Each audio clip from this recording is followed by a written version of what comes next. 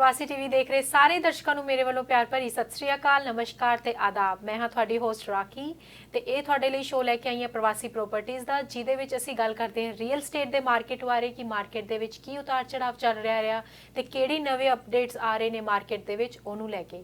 ਤੇ ਅੱਜ ਫੇਰ ਤੋਂ ਸਾਡੇ ਸਟੂਡੀਓ ਵਿੱਚ ਹਰ ਵਾਰ ਵਾਂਗੂ ਮੌਜੂਦ ਨੇ ਪ੍ਰਵੀਨ ਅਰੋੜਾ ਤੇ ਸ਼ਮਸ਼ੇਰ ਢਿੱਲੋਂ ਜੀ। ਪਹਿਲਾਂ ਤਾਂ ਮੈਂ ਦੋਨਾਂ ਦਾ ਸਵਾਗਤ ਕਰਦੀ ਹਾਂ ਸਾਡੇ ਸਟੂਡੀਓ ਦੇ ਵਿੱਚ। ਸਰ ਤੁਹਾਡਾ ਬਹੁਤ-ਬਹੁਤ ਸਵਾਗਤ ਹੈ ਸਾਡੇ ਸਟੂਡੀਓ ਦੇ ਵਿੱਚ। राखी जी मेरे कन्यों प्रवासी के सारे ही दर्शकों को प्यार भरी सत श्री अकाल जी। ਤੇ ਮੇਰੇ ਵੱਲੋਂ ਵੀ ਪ੍ਰਵਾਸੀ ਦੇ ਸਾਰੇ ਹੀ ਦਰਸ਼ਕਾਂ ਨੂੰ ਪਿਆਰ ਭਰੀ ਸਤਿ ਸ਼੍ਰੀ ਅਕਾਲ ਜੀ।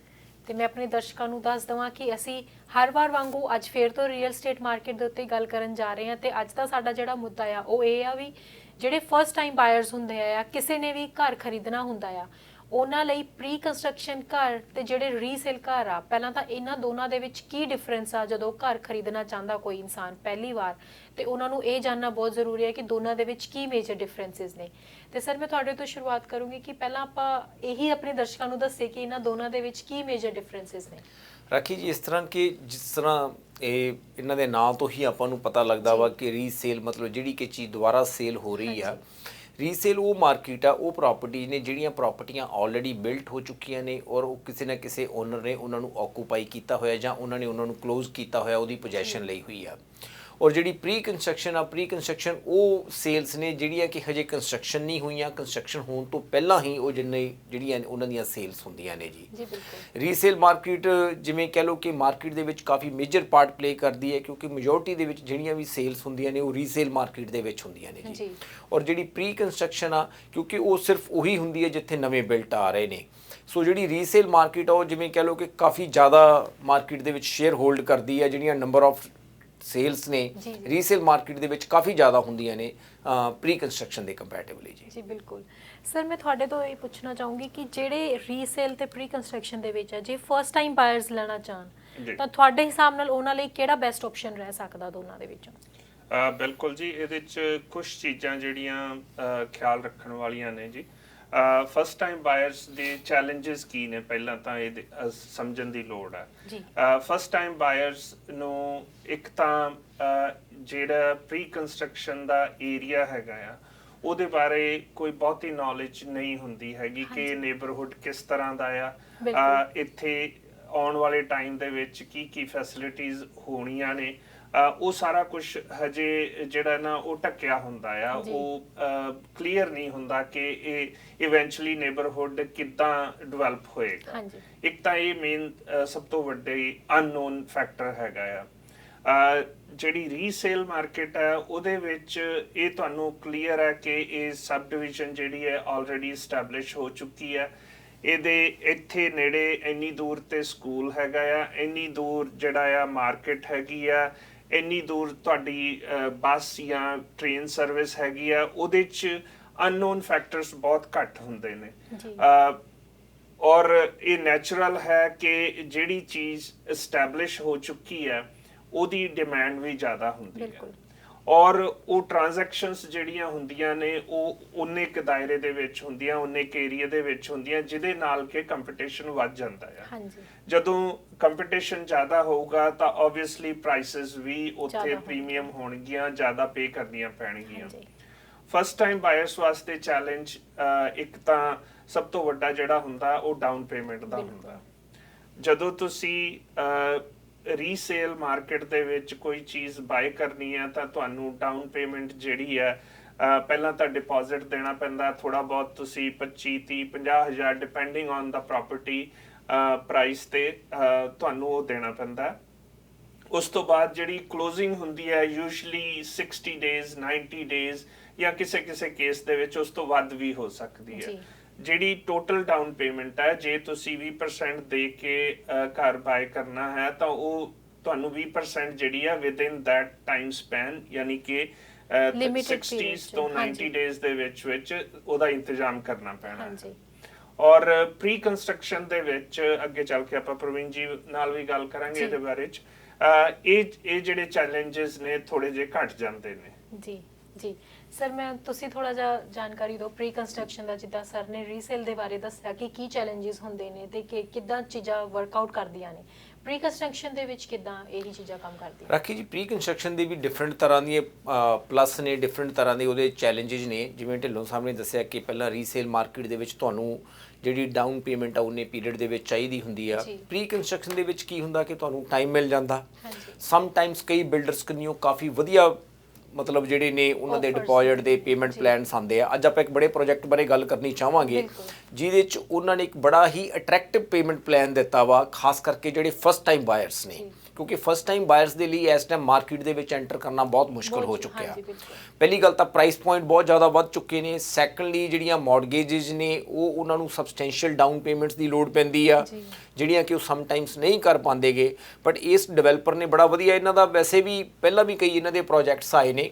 ਡੇਨੀਅਲਸ ਕਾਫੀ ਫੇਮਸ ਡਿਵੈਲਪਰ ਨੇ, ਬਿਲਡਰ ਨੇ ਇਹ। ਇਹਨਾਂ ਦਾ ਇੱਕ ਜਿਹੜਾ ਨਵਾਂ ਪ੍ਰੋਜੈਕਟ ਆ ਉਹਦੇ ਬਾਰੇ ਵੀ ਆਪਾਂ ਅੱਗੇ ਚੱਲ ਕੇ ਗੱਲ ਕਰਦੇ ਹਾਂ। ਦੂਸਰਾ, ਪ੍ਰੀ ਕੰਸਟਰਕਸ਼ਨ ਦੇ ਵਿੱਚ ਇੱਕ ਇਹ ਆ ਕਿ ਤੁਹਾਨੂੰ ਟਾਈਮ ਮਿਲ ਜਾਂਦਾ ਆਪਣੀਆਂ ਚੀਜ਼ਾਂ ਨੂੰ ਪਲਾਨ ਕਰਨ ਦਾ, ਔਰ ਖਾਸ ਕਰਕੇ ਇਨਵੈਸਟਰਸ ਦੇ ਵਾਸਤੇ ਵੀ ਪ੍ਰੀ ਕੰਸਟਰਕਸ਼ਨ ਕਾਫੀ ਵਧੀਆ ਪਾਰਟ ਪਲੇ ਕਰ ਜਾਂਦੀ ਆ। ਕਿਉਂਕਿ ਇਨਵੈਸਟਰਸ ਕੀ ਚਾਹੁੰਦੇ ਹੁੰਦੇ ਨੇ, ਉਹ ਪ੍ਰੋਪਰਟੀ ਨੂੰ ਅੱਜ ਹੋਲਡ ਕਰ ਲੈਂਦੇ ਨੇ, ਔਰ ਪ੍ਰੋਪਰਟੀ 2 ਸਾਲ ਬਾਅਦ ਕਲੋਜ਼ ਹੋ ਰਹੀ ਹੈ, ਸਮ ਟਾਈਮ 3 ਸਾਲ ਬਾਅਦ ਕਲੋਜ਼ ਹੋ ਰਹੀ ਆ। ਉਦੋਂ ਤੱਕ ਉਹਦਾ ਜਿਹੜਾ ਪ੍ਰਾਈਸ ਪੁਆਇੰਟ ਆ ਕਾਫੀ ਬੈਟਰ ਹੋ ਚੁੱਕਿਆ ਹੁੰਦਾ। ਔਰ ਬਹੁਤ ਜ਼ਿਆਦਾ ਜਿਹੜੇ ਇਨਵੈਸਟਰਸ ਨੇ ਉਹ ਪ੍ਰੈਫਰ ਕਰਦੇ ਨੇ, ਕਿਉਂਕਿ ਉਹਨਾਂ ਨੂੰ ਪੇਮੈਂਟ ਇੰਸਟਾਲਮੈਂਟਸ 'ਚ ਕਰਨੀਆਂ ਪੈਂਦੀਆਂ ਨੇ। 2-3 ਸਾਲ ਦੇ ਵਿੱਚ ਉਹਦਾ ਪ੍ਰਾਈਸ ਵੱਧ ਜਾਂਦਾ। ਉਦੋਂ ਤੱਕ ਉਹਨਾਂ ਕੋਲ ਅਸਾਈਨਮੈਂਟ ਦੀ ਵੀ ਆਪਸ਼ਨ ਹੁੰਦੀ ਆ ਵੀ ਜੇ ਉਹਨਾਂ ਦਾ ਮੰਨ ਲਓ ਕਿ ਪਲਾਨ ਬਣ ਗਿਆ ਕਿ ਅੱਜ ਆਪਾਂ ਸੈੱਲ ਕਰ ਦਈਏ ਤਾਂ ਉਹ ਉਹਨੂੰ ਅਸਾਈਨਮੈਂਟ ਤੇ ਸੈੱਲ ਵੀ ਕਰ ਦਿੰਦੇ ਨੇ। ਬਿਲਕੁਲ, ਇਹ ਆਪਸ਼ਨ ਤਾਂ ਬਹੁਤ ਹੀ ਵਧੀਆ ਰਹਿੰਦਾ ਹੈ ਇਨਵੈਸਟਰਸ ਲਈ ਹੋਵੇ ਚਾਹੇ ਇਵਨ ਫਰਸਟ ਟਾਈਮ ਬਾਇਰਸ ਲਈ ਵੀ। ਇਹ ਆ ਕਿ ਇੱਕ ਵਾਰ ਉਹ ਐਂਟਰ ਹੋ ਜਾਂਦੇ ਆ ਮਾਰਕੀਟ ਦੇ ਵਿੱਚ ਤੇ ਉਹਦੇ ਬਾਅਦ ਉਹਨਾਂ ਕੋਲ ਅੱਗੇ ਆਪਸ਼ਨਸ ਖੁੱਲ ਜਾਂਦੀਆਂ ਨੇ। ਬਿਲਕੁਲ। ਤੇ ਮੈਂ ਵੀ ਆਪਣੇ ਦਰਸ਼ਕਾਂ ਨੂੰ ਇਹ ਕਹੂੰਗੀ, ਇੱਥੇ ਹੋ ਗਿਆ ਇੱਕ ਛੋਟਾ ਜਿਹਾ ਬ੍ਰੇਕ ਦਾ ਸਮਾਂ। ਬ੍ਰੇਕ ਤੋਂ ਬਾਅਦ ਅਸੀਂ ਫਿਰ ਮਿਲਦੇ ਹਾਂ।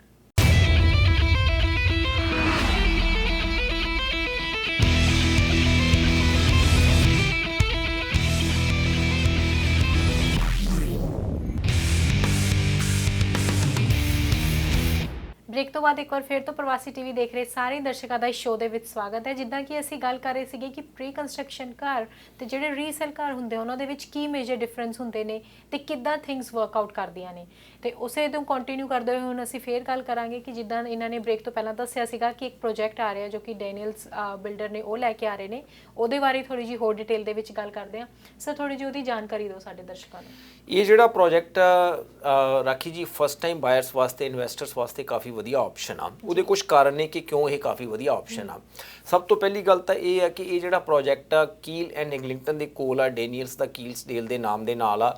ਇਹ ਟੋਰਾਂਟੋ ਦੇ ਵਿੱਚ ਆ। ਇਹ ਜਿਹੜਾ ਪ੍ਰੋਜੈਕਟ ਆ TTC ਸਬਵੇ ਦੇ ਬਿਲਕੁਲ ਨਾਲ ਆ ਇਹ ਜੀ। ਔਰ ਜਿਵੇਂ ਕਹਿ ਲਓ ਕਿ ਉੱਥੋਂ ਜਿਹੜੀ ਵਾਕਿੰਗ ਵੀ ਆ ਸਿਰਫ 5-4 ਮਿੰਟ ਦੀ ਉੱਥੇ ਵਾਕਿੰਗ ਤੇ ਡਿਸਟੈਂਸ ਤੇ ਹੈ ਜੀ ਇਹ ਜਿਹੜਾ ਪ੍ਰੋਜੈਕਟ ਆ। ਔਰ ਦੂਜੀ ਜਿਹੜੀ ਇਹਦੀ ਸਭ ਤੋਂ ਵਧੀਆ ਚੀਜ਼ ਹੈ ਜੀ ਇਸ ਪ੍ਰੋਜੈਕਟ ਦੀ, ਉਹ ਇਹ ਆ ਕਿ ਇਹਦਾ ਜਿਹੜਾ ਪੇਮੈਂਟ ਪਲਾਨ ਆ ਉਹ ਬਹੁਤ ਵਧੀਆ ਜੀ। ਉਹਦੇ 'ਚ ਕੀ ਹੈ, ਤੁਸੀਂ ਸਿਰਫ ਪਹਿਲਾਂ $7,000 ਦੇਣਾ ਜੀ। $7,000 ਦੇਣਾ, ਤੁਸੀਂ $7,000 ਦੇ ਕੇ ਤੁਸੀਂ ਯੂਨਿਟ ਹੋਲਡ ਕਰ ਲੈਣਾ, ਔਰ ਉਸ ਤੋਂ ਬਾਅਦ ਤੁਸੀਂ $7,000 ਹੋਰ ਦੇਣਾ ਜੀ। ਮਤਲਬ ਉਹਦੇ ਕੂਲਿੰਗ ਆਫ ਪੀਰੀਅਡ ਤੋਂ ਬਾਅਦ ਜੀ $14,000 ਦੇ ਨਾਲ ਤੁਸੀਂ ਯੂਨਿਟ ਹੋਲਡ ਹੋ ਜਾਣਾ ਤੁਹਾਡਾ ਜੀ। ਔਰ ਉਸ ਤੋਂ ਬਾਅਦ $1,000 ਪਰ ਮੰਥ ਦੇ ਹਿਸਾਬ ਨਾਲ ਤੁਸੀਂ ਉਹਦੀਆਂ ਪੇਮੈਂਟਸ ਕਰਨੀਆਂ ਨੇ, ਅਪ ਟੂ 5% ਡਾਊਨ ਪੇਮੈਂਟ ਤੱਕ ਵੀ ਜੀ, ਜੇ ਤੁਸੀਂ 5% ਤੇ ਐਲੀਜੀਬਲ ਹੁੰਦੇ ਹੋ ਤਾਂ ਜੀ ਮੌਰਗੇਜ ਲੈਣ ਵਾਸਤੇ। ਕਹਿਣ ਦਾ ਮਤਲਬ ਇਹ ਹੈ ਕਿ ਅੱਜ ਦੀ ਡੇਟ ਦੇ ਵਿੱਚ ਜੇ ਆਪਾਂ ਗੱਲ ਕਰੀਏ $14,000 ਨਾਲ ਤੁਹਾਨੂੰ ਕਾਰ ਨਹੀਂ ਮਿਲਦੀ, ਜਿੱਥੇ 14,000 ਨਾਲ ਤੁਸੀਂ ਟੋਰਾਂਟੋ 'ਚ ਘਰ ਲੈ ਲੈਣਾ ਜੀ। ਠੀਕ ਹੈ ਜੀ, ਉਹ ਵੀ ਮੇਨ GTA ਦੇ ਵਿੱਚ ਜੀ। ਔਰ ਖਾਸ ਕਰਕੇ ਜਿਵੇਂ ਫਸਟ ਟਾਈਮ ਬਾਇਰਸ ਨੇ, ਇਨਵੈਸਟਰਸ ਨੇ, ਜਿੱਦਾਂ ਹੁਣ ਇਨਵੈਸਟਰਸ ਨੇ ਜੀ, ਕਈ ਇਸ ਤਰ੍ਹਾਂ ਦੀਆਂ ਵੀ ਆਪਣੀਆਂ ਬਹੁਤ ਸਾਊਥ ਏਸ਼ੀਅਨ ਫੈਮਲੀਜ਼ ਨੇ ਕਿ ਉਹਨਾਂ ਦੇ ਬੱਚੇ ਜਿਵੇਂ ਵਰਕਿੰਗ ਨੇ, ਉਹਨਾਂ ਨੂੰ ਇਹ ਹੁੰਦਾ ਵੀ ਚਲੋ ਜੇ ਮੌਰਗੇਜ ਦੇ ਵਿੱਚ ਪੇਰੈਂਟਸ ਨੇ ਕੁਝ ਹੈਲਪ ਦੀ ਲੋੜ ਤਾਂ ਪੇਰੈਂਟਸ ਹੈਲਪ ਕਰ ਦਿੰਦੇ ਆ, ਚਲੋ ਬੱਚਿਆਂ ਦੇ ਨਾਂ ਤੇ ਕੋਈ ਪ੍ਰਾਪਰਟੀ ਲੈ ਲਈ ਜਾਵੇ। ਉਹਨਾਂ ਵਾਸਤੇ ਵੀ ਇਹ ਬਹੁਤ ਵਧੀਆ ਆਪਸ਼ਨ ਹੈ ਜੀ ਇਹ। ਔਰ ਜਿਹੜਾ ਇਹਦਾ ਸਟਾਰਟਿੰਗ ਪੁਆਇੰਟ ਆ, ਜੋ ਪ੍ਰਾਈਸ ਆ ਜੀ, ਉਹ ਬੜਾ ਅਟਰੈਕਟਿਵ ਆ, ਜਿਹੜਾ ਕਿ ਦਰਸ਼ਕ ਸੁਣ ਕੇ ਹੈਰਾਨ ਹੋ ਜਾਣਗੇ ਜੀ। ਉਹ ਆ ਸਿਰਫ $4 ਲੱਖ ਜੀ। ਮਤਲਬ $4 ਲੱਖ ਦੇ ਵਿੱਚ GTA ਦੇ ਵਿੱਚ ਅੱਜ ਦੀ ਡੇਟ ਦੇ ਵਿੱਚ ਕੁਝ ਨਹੀਂ ਮਿਲਦਾ। ਇਹ ਸਟਾਰਟਿੰਗ ਪੁਆਇੰਟ ਆ। ਇਹਦਾ ਮਤਲਬ ਇਹ ਨਹੀਂ ਹੈ ਕਿ ਵੀ ਸਾਰੇ ਯੂਨਿਟ ਹੀ 4 ਲੱਖ ਦੇ ਹੋਣਗੇ ਜੀ। ਮਤਲਬ ਜਿਹੜਾ ਛੋਟਾ ਯੂਨਿਟ ਹੋਏਗਾ ਉਹ 4 ਲੱਖ ਤੋਂ ਸਟਾਰਟ ਹੋਏਗਾ ਜੀ। ਔਰ ਜਿਹੜੀ ਇਹਦੀ ਕਲੋਜ਼ਿੰਗ ਆ ਉਹ 2023 ਦੇ ਵਿੱਚ ਆ ਜੀ। ਅੱਜ ਤੋਂ ਜਿਵੇਂ ਕਹਿ ਲਓ ਕਿ ਆਪਾਂ 2 ਸਾਲ ਦੇ ਬਾਅਦ, 2 ਸਾਲ ਵਿੱਚ ਤੁਹਾਨੂੰ ਟਾਈਮ ਵੀ ਮਿਲ ਜਾਂਦਾ ਵਾ, ਤੁਸੀਂ ਆਪਣੀਆਂ ਕੋਈ ਹੋਰ ਚੀਜ਼ਾਂ ਪਲਾਨ ਕਰਨੀਆਂ ਨੇ ਜੇ ਫਸਟ ਟਾਈਮ ਬਾਇਰ ਹੋ ਜਾਂ ਇਨਵੈਸਟਰ ਹੋ ਤੁਸੀਂ। ਔਰ ਇਹਦੇ ਨਾਲ ਜਿਸ ਤਰ੍ਹਾਂ ਮੈਂ ਪਹਿਲਾਂ ਵੀ ਦੱਸਿਆ ਕਿ ਅਸਾਈਨਮੈਂਟ ਦੀ ਵੀ ਇਹਦੇ 'ਚ ਆਪਸ਼ਨ ਹੈਗੀ ਆ। ਜੇ ਤੁਹਾਨੂੰ ਲੱਗਿਆ ਕਿ ਕਿਸੇ ਪੁਆਇੰਟ ਤੇ ਜਾ ਕੇ ਤੁਸੀਂ ਇਹਨੂੰ ਸੈੱਲ ਕਰਨਾ ਚਾਹੁੰਦੇ ਹੋ ਤਾਂ ਤੁਸੀਂ ਇਹਨੂੰ ਸੈੱਲ ਵੀ ਕਰ ਸਕਦੇ ਹੋ।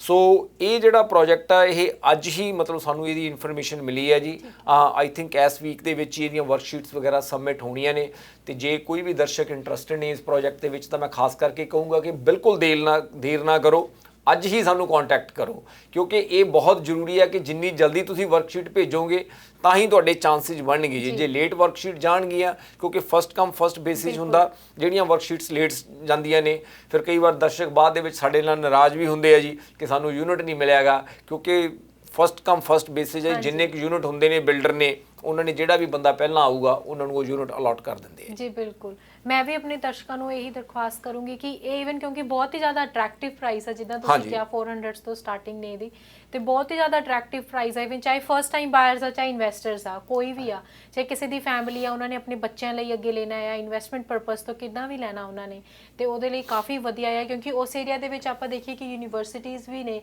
ਆਫਿਸਿਸ ਕਾਫੀ ਨੇ ਉੱਥੇ ਕਿ ਜਿਨ੍ਹਾਂ ਨੇ ਕੰਮ ਕਰਨਾ ਉਹਨਾਂ ਨੂੰ ਦੂਰ ਪੈਂਦਾ ਜਿੱਦਾਂ ਹੋਰ ਏਰੀਆ ਤੋਂ, ਤਾਂ ਉਹ ਏਰੀਆ ਕਾਫੀ ਬੈਸਟ ਏਰੀਆ ਆ, ਮੇਨ ਹੱਬ ਦੇ ਵਿੱਚ। ਸਭ ਤੋਂ ਵੱਡੀ ਗੱਲ ਤੇ ਇਹ ਰੱਖੀ ਜਿੱਥੇ TTC ਦਾ ਐਕਸੈਸ ਹੈ ਜੀ, ਉਹ ਉਹਦੇ ਵਰਗੀ ਰੀਸ ਨਹੀਂ ਹੈ ਕੋਈ ਜੀ, ਜਿੱਥੇ ਤੁਹਾਨੂੰ ਜਿਹੜੀ ਕਨੈਕਟੀਵਿਟੀ ਹੈ ਉਹ ਬਹੁਤ ਵਧੀਆ ਆ। ਬਿਲਕੁਲ ਸਰ, ਇਹਦੇ ਨਾਲ ਕੋਈ ਹੋਰ ਪ੍ਰੋਜੈਕਟਸ ਦੇ ਬਾਰੇ ਦੱਸੋ। ਡੈਫੀਨਿਟਲੀ ਜੀ, ਇਹ ਟੋਰਾਂਟੋ ਦਾ ਪ੍ਰੋਜੈਕਟ ਸੀਗਾ ਜਿਹੜਾ ਕਿ ਮੈਨੂੰ ਉਮੀਦ ਹੈ ਕਿ ਡੈਨੀਅਲਸ ਦੇ ਹਰ ਇੱਕ ਪ੍ਰੋਜੈਕਟ ਵਾਂਗ ਇਹ ਵੀ ਬਹੁਤ ਜਲਦੀ ਵਿਕ ਜਾਣਾ ਆ। ਇਹਦੇ ਨਾਲ ਪਿਛਲੇ ਸਾਲ ਅਸੀਂ ਬਰੈਂਪਟਨ ਦੇ ਏਰੀਏ ਦੇ ਵਿੱਚ ਜਿੱਥੇ ਆਪਣਾ ਸ਼ਾਪਰਸ ਵਰਲਡ ਹੈ ਜੀ, ਉੱਥੇ ਇੱਕ ਪ੍ਰੋਜੈਕਟ ਜਿਹੜਾ ਉਹ ਸੇਲ ਹੋਇਆ ਸੀਗਾ ਸਟੈਲਾ ਕੰਡੋਜ਼ ਦੇ ਨਾਮ ਤੇ। ਠੀਕ ਹੈ। ਹੁਣ ਬਿਲਡਰ ਨੇ ਕਿਉਂਕਿ ਡਿਮਾਂਡ ਇੰਨੀ ਜ਼ਿਆਦਾ ਸੀਗੀ, ਬਿਲਡਰ ਸਿਟੀ ਕੋਲ ਵਾਪਸ ਗਿਆ ਔਰ ਉਹਨਾਂ ਨੇ ਉਹਨਾਂ ਨੂੰ ਪਰਮਿਸ਼ਨ ਦੇ ਦਿੱਤੀ ਹੈ ਕਿ ਉਹ ਕੁਝ ਹੋਰ ਫਲੋਰ ਐਡਸ ਕਰ ਸਕਦੇ ਆ ਉੱਪਰ। ਠੀਕ ਹੈ।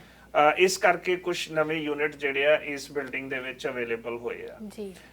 ਸੋ ਇਹ ਇਹਨਾਂ ਜਿਹੜੀ ਕੰਡੋਜ਼ ਦੀ ਖਾਸ ਗੱਲ ਇਹ ਹੈ, ਇਹ ਸਭ ਤੋਂ ਵੱਡੀ ਗੱਲ ਲੋਕੇਸ਼ਨ ਦੀ ਹੈ ਜੀ। ਜੀ ਬਿਲਕੁਲ। ਸ਼ਾਪਰ ਵਰਲਡ ਜਿਹੜਾ ਹੈ ਇਸ ਵੇਲੇ ਉਹ ਇੱਕ ਮਾਲ ਹੈਗਾ ਆ, ਲੇਕਿਨ ਜਿਹੜਾ ਅੱਗੇ ਉਹਦਾ ਫਿਊਚਰ ਪਲਾਨ ਹੈ ਉਹ ਟੋਟਲੀ ਚੇਂਜ ਹੋ ਕੇ, ਜਿਵੇਂ ਅੱਜ ਤੁਸੀਂ ਸਕੁਅਰ 1 ਨੂੰ ਦੇਖਦੇ ਹੋ ਮਿਸਿਸਾਗਾ ਦੇ ਵਿੱਚ, ਬਰੈਂਪਟਨ ਦੇ ਵਿੱਚ ਸ਼ਾਪਰ ਵਰਲਡ ਜਿਹੜਾ ਉਹੀ ਤਕਰੀਬਨ ਪੈਟਰਨ ਤੇ ਇੱਥੇ ਤਕਰੀਬਨ 25 ਤੋਂ 30 ਹਾਈ ਰਾਈਜ਼ ਬਿਲਡਿੰਗਸ ਆਉਣੀਆਂ ਨੇ।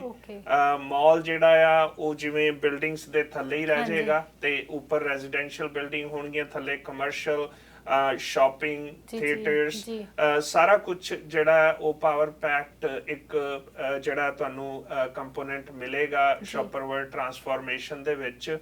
LRT ਜਿਹੜੀ ਹੈ ਅਗਲੇ 2-4 ਸਾਲਾਂ ਦੇ ਵਿੱਚ ਜਿਹੜੀ ਹੈ ਬਰੈਂਪਟਨ ਦੇ ਵਿੱਚ ਆ ਜਾਣੀ ਹੈ। ਉਹਦੇ ਨਾਲ ਕਨੈਕਟੀਵਿਟੀ ਜਿਹੜੀ ਹੈ ਟੋਰਾਂਟੋ ਨੂੰ ਬੜੀ ਫਾਸਟ ਹੋ ਜਾਏਗੀ, ਕਿਉਂਕਿ ਜਿਹੜੀ LRT ਹੈ ਉਹ ਪੋਰਟ ਕ੍ਰੈਡਿਟ ਗੋ ਸਟੇਸ਼ਨ ਨੂੰ ਜੁਆਇਨ ਕਰੇਗੀ ਔਰ ਇੱਥੋਂ ਕਮਿਊਟ ਕਰਨਾ ਜਿਹੜਾ ਬਹੁਤ ਈਜ਼ੀ ਹੋ ਜਾਏਗਾ। ਇਸ ਪ੍ਰੋਜੈਕਟ ਦੀ ਹੋਰ ਕੋਈ ਵੀ ਜਾਣਕਾਰੀ ਤੁਸੀਂ ਲੈਣੀ ਹੋਵੇ ਸਾਨੂੰ ਹੁਣੇ ਹੀ ਕਾਲ ਕਰੋ ਔਰ ਇਹਦੇ ਬਾਰੇ ਚ ਵੱਧ ਤੋਂ ਵੱਧ ਜਾਣਕਾਰੀ ਲੈ ਕੇ, ਕਿਉਂਕਿ ਸਾਡੇ ਕਾਫੀ ਜਿਹੜੇ ਦਰਸ਼ਕ ਸੀਗੇ, ਸਾਡੇ ਕਾਫੀ ਕਲਾਇੰਟ ਸੀਗੇ, ਉਹਨਾਂ ਨੂੰ ਯੂਨਿਟ ਨਹੀਂ ਸੀ ਮਿਲੇ ਪਿਛਲੀ ਵਾਰ। ਸੋ ਜੇ ਤੁਹਾਡਾ ਮਨ ਸਟੈਲਾ 'ਚ ਕੋਂਡੋ ਬਾਏ ਕਰਨ ਦਾ ਸੀਗਾ, ਹੁਣ ਤੁਹਾਡਾ ਕੋਲ ਗੋਲਡਨ ਓਪਰਚੁਨਿਟੀ ਫਿਰ ਦੁਬਾਰਾ ਤੋਂ ਆਈ ਹੈ। ਸਰ ਇਹਦੀ ਥੋੜੀ ਜਿਹੀ ਪ੍ਰਾਈਸ ਰੇਂਜ ਦੇ ਬਾਰੇ ਵੀ ਥੋੜੀ ਜਿਹੀ ਇਹ ਤਕਰੀਬਨ ਜਿਹੜੀ ਇਹਨਾਂ ਦਾ ਸਟਾਰਟਿੰਗ ਪੁਆਇੰਟ ਸੀਗਾ ਜੀ ਉਹ 500s ਤੋਂ ਸੀਗਾ ਔਰ ਇਹਨਾਂ ਦੀ ਕਲੋਜ਼ਿੰਗ ਜਿਹੜੀ ਆ ਉਹ 2024 ਦੇ ਵਿੱਚ ਹੋਣੀ ਹੈ ਜੀ।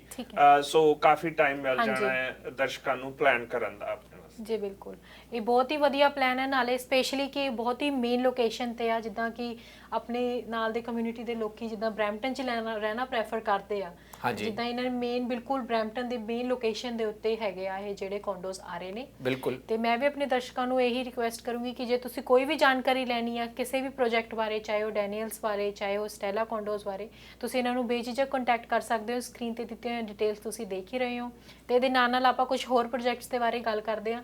ਸਰ ਕੁਝ ਹੋਰ ਪ੍ਰੋਜੈਕਟਸ ਆ ਰਹੇ ਨੇ ਤੇ ਉਹਦੇ ਬਾਰੇ ਵੀ ਜਾਣਕਾਰੀ ਦਿਓ। ਇਹਦੇ ਨਾਲ ਰੱਖੀ ਸਾਡੇ ਕੋਲ ਇੱਕ ਈਸਟ ਐਂਡ ਤੇ ਕਾਫੀ ਵਧੀਆ ਪ੍ਰੋਜੈਕਟ ਹੈ ਜੀ, ਜਿਹੜਾ ਕਿ ਔਸ਼ਵਾ ਦੇ ਬਿਲਕੁਲ ਨਾਲ ਆ, ਇੱਕ ਛੋਟੀ ਜੀ ਜਗ੍ਹਾ ਵਾ ਕਰਟਿਸ। ਉਹ ਮਤਲਬ ਮੈਂ ਲਾਸਟ ਟਾਈਮ ਵੀ ਮੈਂਸ਼ਨ ਕੀਤਾ ਸੀ, ਉਹਦੇ ਚ ਕਾਫੀ ਯੂਨਿਟਸ ਵਿਕ ਚੁੱਕੇ ਆ ਜੀ, ਥੋੜੇ ਜਿਹੇ ਹੈਂਡਫੁਲ ਯੂਨਿਟਸ ਬਚੇ ਹੋਏ ਨੇ।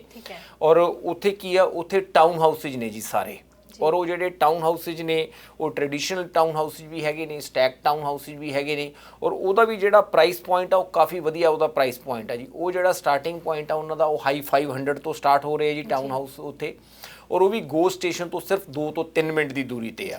ਮਤਲਬ ਜੇ ਕੋਈ ਵੀ ਜਿਸ ਤਰ੍ਹਾਂ ਦਰਸ਼ਕ ਕੋਈ ਈਸਟ ਐਂਡ ਤੇ ਜਿਹੜੇ ਕਿ ਦੇਖ ਰਹੇ ਨੇ ਆਪਣਾ ਪ੍ਰੋਗਰਾਮ, ਉਹ ਉਧਰ ਇੰਟਰਸਟਡ ਨੇ ਈਸਟ ਐਂਡ ਤੇ ਬਾਏ ਕਰਨ ਵਾਸਤੇ ਜਾਂ ਉਧਰ ਇਨਵੈਸਟ ਕਰਨ ਵਾਸਤੇ, ਇਹ ਵੀ ਜਿਹੜੀ ਫਸਟ ਟਾਈਮ ਬਾਇਰਸ ਵਾਸਤੇ ਤੇ ਇਨਵੈਸਟਰਸ ਵਾਸਤੇ ਕਾਫੀ ਵਧੀਆ ਆਪਸ਼ਨਸ ਨੇ ਜੀ। ਇਹ ਜਿੰਨੇ ਵੀ ਅੱਜ ਆਪਾਂ ਪ੍ਰੋਜੈਕਟ ਡਿਸਕਸ ਕੀਤੇ ਆ ਰਾਖੀ ਜੀ, ਇਹ ਸਾਰੇ ਹੀ ਫਸਟ ਟਾਈਮ ਬਾਇਰ ਤੇ ਇਨਵੈਸਟਰਸ ਵਾਸਤੇ ਕਾਫੀ ਵਧੀਆ ਆਪਸ਼ਨ ਨੇ। ਮਤਲਬ ਜੇ ਤੁਹਾਨੂੰ ਕਿਸੇ ਬਾਰੇ ਵੀ ਇਸ ਪ੍ਰੋਜੈਕਟ ਬਾਰੇ ਇਨਫੋਰਮੇਸ਼ਨ ਚਾਹੀਦੀ ਆ, ਇਹ ਜਿਵੇਂ ਕਹ ਲਓ ਪੰਜਾਬੀ 'ਚ ਹੱਥੋਂ ਹੱਥ ਵਿਕਣ ਵਾਲਾ ਮਾਲ ਆ ਜੀ। ਬਿਲਕੁਲ। ਸੋ ਛੇਤੀ ਤੋਂ ਛੇਤੀ ਮਤਲਬ ਸਾਨੂੰ ਜੇ ਤੁਸੀਂ ਕਾਲ ਕਰੋਗੇ ਤਾਂ ਹੀ ਤੁਸੀਂ ਆਪਣਾ ਜਿਹੜਾ ਯੂਨਿਟ ਹੈ ਜਾਂ ਟਾਊਨ ਹਾਊਸ ਆਪਣਾ ਸਿਕਿਉਰ ਕਰ ਪਾਓਗੇ। ਬਿਲਕੁਲ ਸਰ, ਤੁਸੀਂ ਬਿਲਕੁਲ ਸਹੀ ਕਿਹਾ, ਕਿਉਂਕਿ ਇੱਕ ਤਾਂ ਇਹ ਗੱਲ, ਦੋ ਗੱਲਾਂ ਹੋ ਗਈਆਂ ਕਿ ਇੱਕ ਤਾਂ ਇਹ ਮੇਨ ਲੋਕੇਸ਼ਨਸ ਤੇ ਨੇ, ਹਾਂਜੀ, ਅਟਰੈਕਟਿਵ ਲੋਕੇਸ਼ਨਸ ਤੇ ਨੇ, ਤੇ ਬਿਲਕੁਲ। ਉੱਪਰੋਂ ਇਹਨਾਂ ਦਾ ਜਿਹੜਾ ਪ੍ਰਾਈਸ ਰੇਂਜ ਆ ਉਹ ਕਾਫੀ ਵਧੀਆ ਜੀ, ਬਹੁਤ ਜ਼ਿਆਦਾ ਵਧੀਆ ਆ। ਹਾਂਜੀ। ਮੈਂ ਵੀ ਆਪਣੇ ਦਰਸ਼ਕਾਂ ਨੂੰ ਇੱਕ ਵਾਰ ਫੇਰ ਤੋਂ ਇਹੀ ਗੱਲ ਕਹੂੰਗੀ ਕਿ ਤੁਸੀਂ ਕੋਈ ਵੀ ਜਾਣਕਾਰੀ ਲੈਣੀ ਹੈ, ਚਾਹੇ ਇਹੀ ਪ੍ਰੋਜੈਕਟਸ ਤੋਂ ਰਿਲੇਟਡ ਹੋਵੇ ਜਾਂ ਇਹਦੇ ਇਲਾਵਾ ਵੀ ਕੋਈ ਜਾਣਕਾਰੀ ਲੈਣੀ ਹੈ, ਕੋਈ ਘਰ ਵੇਚਣਾ ਆ, ਕੋਈ ਖਰੀਦਣਾ ਆ, ਕਿਸੇ ਵੀ ਤਰੀਕੇ ਦੀ ਡੀਲ ਕਰਨੀ ਹੈ ਰੀਅਲ ਏਸਟੇਟ ਮਾਰਕੀਟ ਦੇ ਵਿੱਚ, ਤੁਸੀਂ ਸਕਰੀਨ ਤੇ ਦਿੱਤੇ ਹੋਏ ਡਿਟੇਲਸ ਦੇ ਉੱਤੇ ਬੇਝਿਜਕ ਕੰਟੈਕਟ ਕਰ ਸਕਦੇ ਹੋ। ਤੇ ਇੱਥੇ ਹੁਣ ਸਾਨੂੰ ਸਮਾਂ ਇਜਾਜ਼ਤ ਨਹੀਂ ਦੇ ਰਿਹਾ। ਪਹਿਲਾਂ ਤਾਂ ਮੈਂ ਦੋਨਾਂ ਦਾ ਸ਼ੁਕਰੀਆ ਕਰੂੰਗੀ ਸਰ, ਤੁਹਾਡਾ ਬਹੁਤ ਬਹੁਤ ਸ਼ੁਕਰੀਆ ਸਾਡੇ ਸਟੂਡੀਓ ਵਿੱਚ ਆਉਣ ਲਈ।